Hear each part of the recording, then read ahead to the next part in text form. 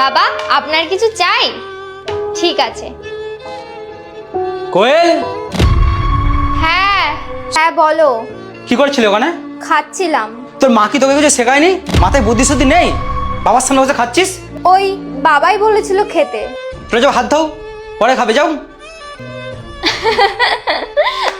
আরে ভাই, তুমি তো খুব রসিক। তুমি কিন্তু আমাদের বাড়ি মাঝে মাঝে আসতে থাকবে। আরে বৌদি তুমিও না। বলছি বৌদি ওয়াশরুমটা কোন দিকে? ওই দিকে। একটু বেশি হাসি পাচ্ছিল না তোমার? হ্যাঁ, ও যা কিছু বলছে দাঁত বার করে হাসছো, লজ্জা শরম কিছু নেই নাকি? আমি তো এমনি।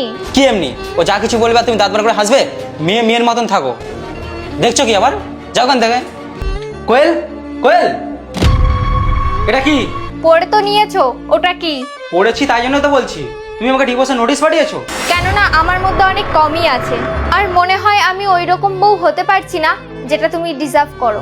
তাই আমি ভাবলাম আমাদের দুজনের আলাদা হওয়া ঠিক আছে। কোয়েল, কোয়েল, কোয়েল।